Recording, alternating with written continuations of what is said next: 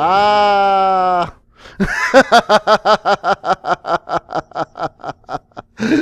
Well, we might not be dead. I might be able to flip this thing up and still launch from here.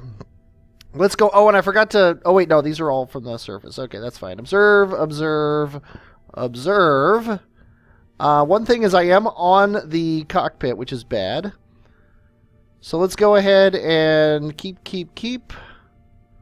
Let's do a crew report. Let's collect all the data into this pod. So now this is basically useless now, except for the fact that it's got a little bit of fuel in it that we can't use. Let's try the old landing gear trick. Probably not going to work. Let's try the rotate trick. Okay, that did work. That's awesome. That gives me some hope here. Okay, let's turn off the SAS. You hop out. Take your EVA report. Space above Boone's Highlands. Probably don't need it though. Store data. Yeah, you can't do it, so no big deal. We are going to disconnect this thing. Then we are going to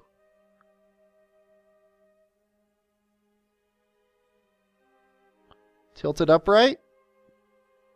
And we're going to launch to the east, which is that way. Or whatever. It's this way on the nav ball. Oh, I need to stage.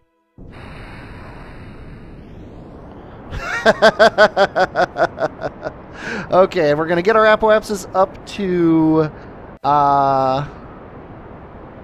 about, say, 15 or so. Jeb is like, I'm a boss. I don't need no... Let's see. Close the alarm and pause. He's like, I don't need no stupid landing gear launch stage garbage. I can get home on what I've got. And I've never returned from anywhere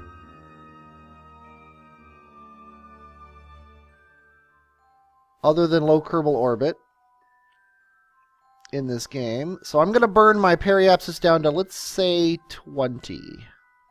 And I hope everyone at home isn't screaming, saying, no, 20 is way too low. Maybe I'll go to 25 just to make sure. 24.2. That's good enough for me. Okay, and it looks like we're coming in on the light side. It's going to be cool. We're going to swing around the dark side of Kerbin and then land on the light side, which is pretty cool. So yeah, see, we don't have a connection to Kerbal Space Center. However, it is possibly on the other side of Kerbin from us. So let's go ahead and speed up time a bit until it comes around. And stop telling me that my orbit sucks.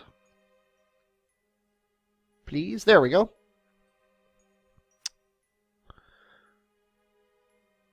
Now I'm seeing, I want to see eventually what happens as we come down and Kerbal Space Center comes across. We should at some point get a connection when we are close enough to it. We're obviously not close enough to it now, which probably means we never will be because it's going to be on the far side of Kerbin from us. So there's no transmitting our data back.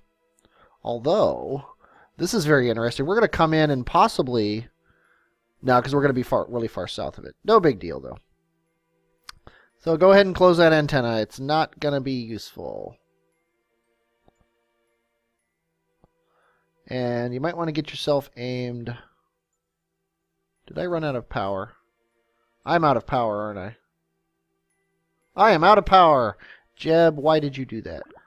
Hopefully aerodynamics will cause the ship to flip around. And actually, you know what? Let's go ahead and do it now. EVA.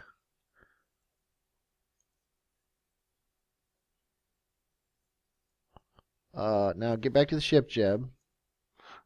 Jeb, get back to the ship. Okay, now the ship has a slight rotation to it.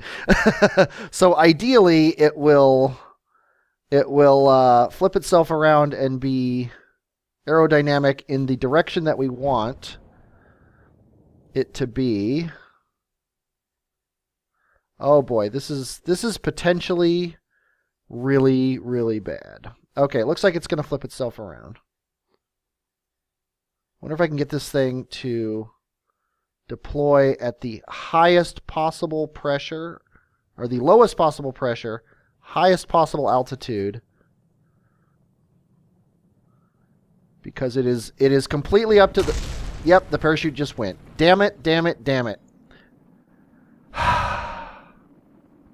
I didn't save power, and now all of this is for naught. This entire mission is gone. And, yep, I was just about to say, possibly I could... I wonder... I don't think that engine makes stuff. Well, I'm sorry, Jeb, but your entire mission is for naught. I was hoping that the pod was going to block that.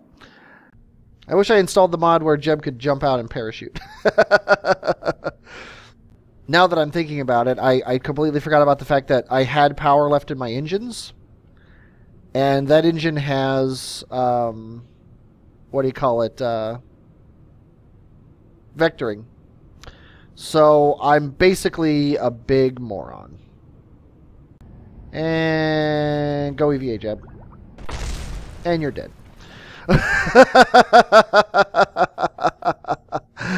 I am not going to revert or anything. I am not going to restore. I am going to take my lumps and go back to the Space Center. And Jeb is dead. Full disclosure, this is post-commentary. I recorded this and then realized that I had not recorded the sound. So, oops. Bad on me there. But anyway, in order to get what I needed, though, I still needed to get to Moon and get all that science and bring it back again. So I decided to send Bill up to the Moon, and I cut out all the launch stuff because you'd seen that already, but I wanted to come back when he was landing. And here he is coming in on a more flat plane. I decided not to try for anything cool or anything like that. I just decided, you know what, let's go for a nice easy landing so we don't tip over like we did with Jeb. And of course, that completely failed to work, and he flipped over anyway.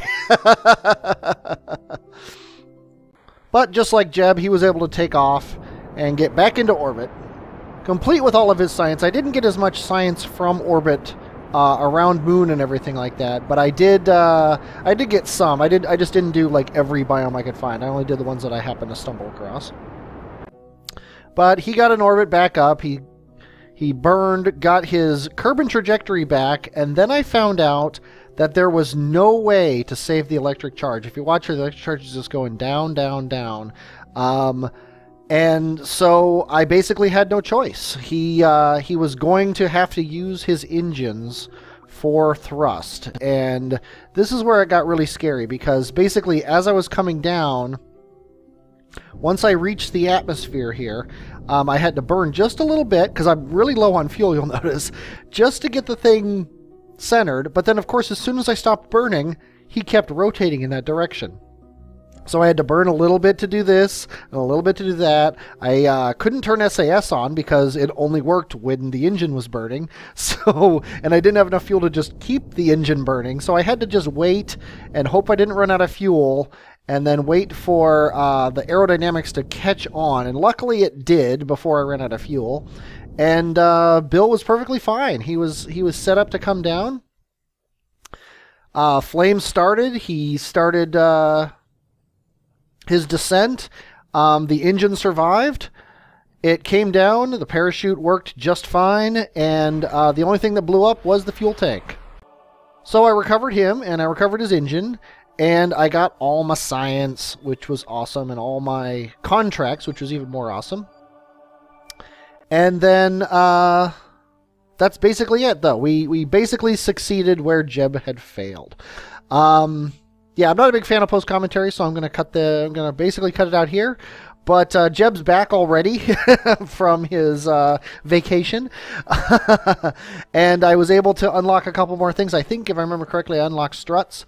But while you watch me do that, I'm just going to say, I am Fifth Horseman. And next time when I'm actually recording, and recording my voice at the same time, I will, as always, talk at you later.